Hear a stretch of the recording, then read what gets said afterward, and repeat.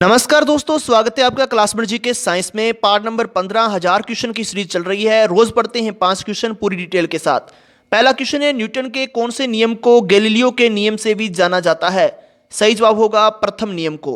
प्रथम नियम को दोस्तों गैलीलियो के नियम से भी जाना जाता है। बात करें प्रथम नियम की तो उसको जड़त्व का नियम कहा जाता है। न्यूटन ने 3 नियम बताए थे। कैसे में बताए थे, कैसे बताए थे? तो दोस्तों न्यूटन की गति के नियम सबसे पहले अपनी पुस्तक प्रिंसिपिया में दिए थे। कौन सी पुस्तक? प्रिंसिपिया में, जिसको गति के नियम के नाम से जाना जाता है। प्रथम नियम कहता है कि अगर कोई वस्तु रुकी हुई है, स्थिर है या गतिशील है, वो तब तक उसमें बदलाव नहीं होगा जब तक कि उसके ऊपर कोई ना कोई बल ना लगाया जाए। जड़त्व वस्तु के द्रव्यमान की माप है। यही दोस्तों न्यूटन की गति का पहला नियम है। उदाहरण के लिए मोटर में अचानक ब्रेक लगाने पर यात्री का आगे की ओर झुकना और गोली मारने पर कांच में छेद होना, परंतु दोस्तों पत्थर मारने पर नहीं। पत्थर मारते हैं तो वो क्या होता है, कांच टूट जाता है, लेकिन गोली मारने पर नहीं। ऐसा कैसे होता है? जड़त्व के कारण होता है।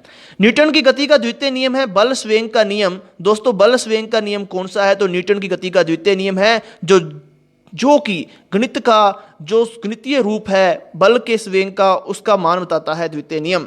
किसी वस्तु में संवेग परिवर्तन की जो दर होती है वस्तु पर आरोपित बल के अनुक्रमानुपाती होती है। यह न्यूटन का द्वितीय नियम बोलता है, यानी F बराबर m है।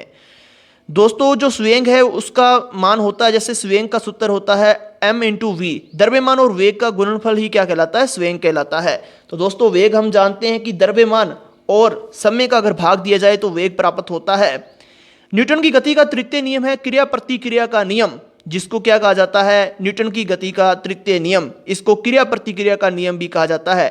क्रिया बल व प्रतिक्रिया बल परिमाण में दोस्तों बराबर व दिशा में विपरीत होते हैं। परिमाण में हमेशा बराबर होते हैं और दिशा में कैसे होते हैं? विपरीत होते हैं। रॉकेट का उड़ना, नाव का चलना। नाव को दोस्तों आगे की ओर चलाने के लिए पानी को पीछे की ओर धकेलना पड़ता है। यह न्यूटन की गति का तृतीय नियम है।